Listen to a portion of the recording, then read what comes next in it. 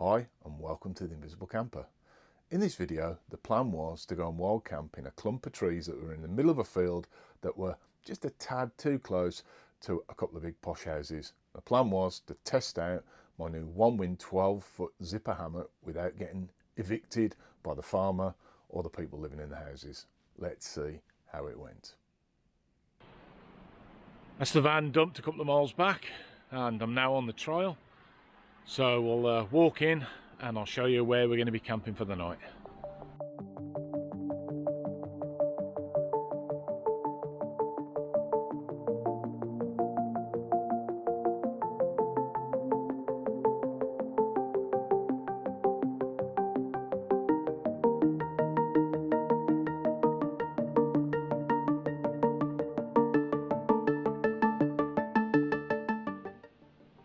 And just over there is a long thin clump of woods in the middle of a field. I should turn the camera around and show you.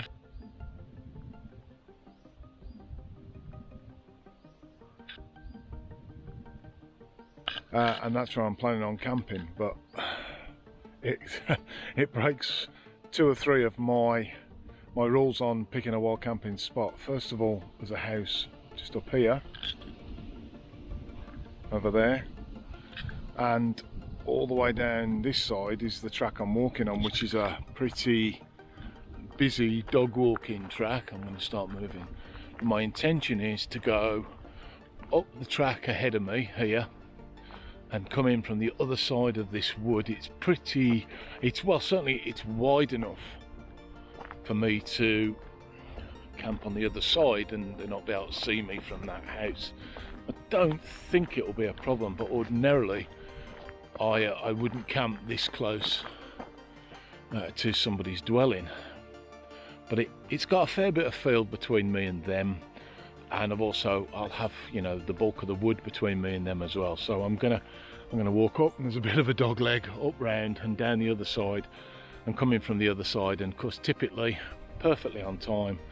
The rain, which wasn't in any way forecast, has just started, so I'm going to hoof it round there, get into the woods, and I'll get my tarp up straight away. So let's get going.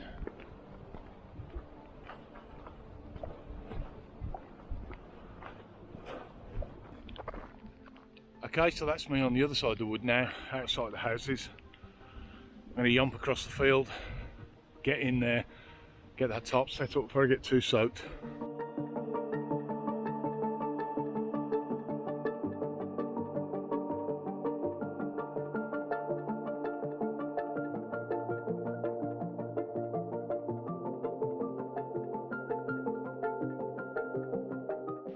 So I've finally got it all set up how I want.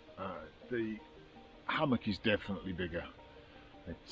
I've had to extend the underquilt to fit it, and it now hangs down as you'd expect one to. I've got a brew on. You can see down here.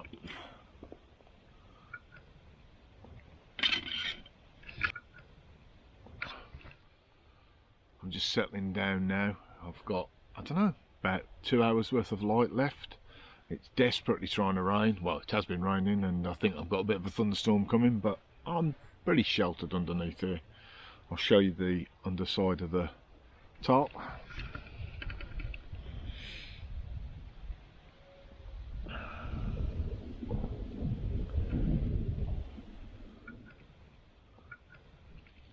I've gone for a kind of diamond setup with the tarp. I don't know whether that is a good idea, what with it forecast for rain, but it is definitely a longer hammock, and a normal 3x3 in a kind of square configurations and definitely not going to cover it.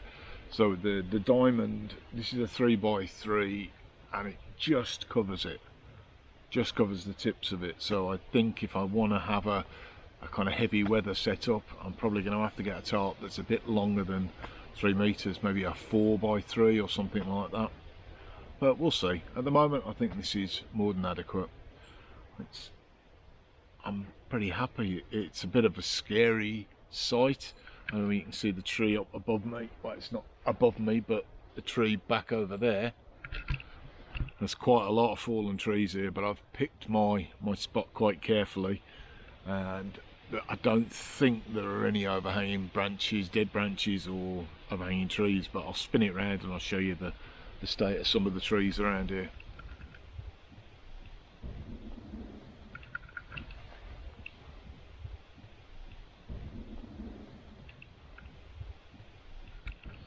So as you can see, this is the one behind me. This is another bit of woodland that got hit quite badly by the storm, and there's an absolute abundance of dead wood on the ground, although pretty useless for me today because I'm not going to be having an open fire.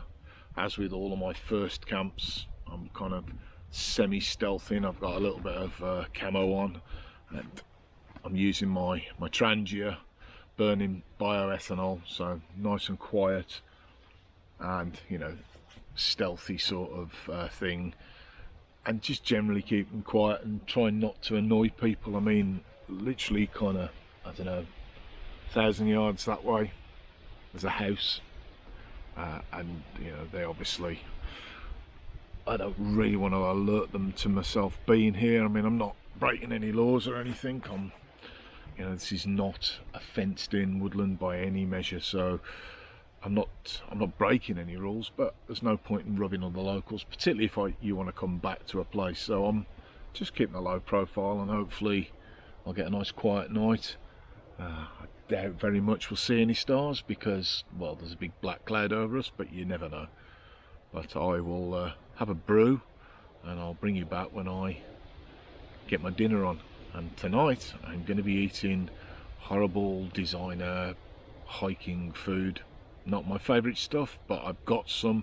I've got to use it up, and yeah, I'm still trying to find one that I actually like. So I'm trying 2 different ones, or I'll try 1 different one probably, and if I'm in the mood, a second one just to see what they're like. But yeah, not too sure. Any road, I'll bring you back when it's time to make that delicacy.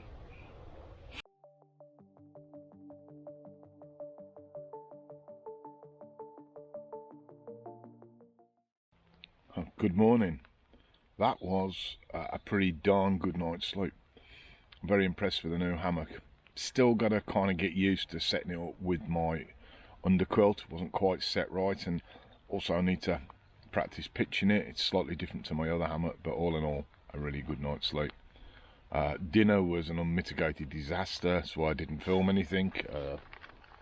I have to say that Adventure Foods chili con carne is possibly the worst thing I've ever eaten in my life, and that's going some. It was shocking, that bad that I dug a hole over there and buried it. Yeah, I went without dinner last night because it was bloody awful. So I won't be buying any more of these Adventure Foods. No, I wasn't sponsored by them. I paid good money for these, and that's the second one I've had of theirs that was dire. So I'm going to have to stick to my spicy noodles because they're always a good meal. Well, I'm pretty much packed up. It's about, what time is it? It's about 6:30 and it's getting light. And I'm packed up. Apart from my tarp, it's just lightly raining outside, so I've kept the tarp up so I can have some breakfast. I'm having a brew and a couple of oaty biscuits, and I'm going to break camp and head back towards the van and see if it's still there. So if you enjoyed the video, give me a thumbs up. If you want to subscribe, click the red thingy doodad down there, and until the next one, I'll say ta-ra. Ta-ra a bit. Ta-ra.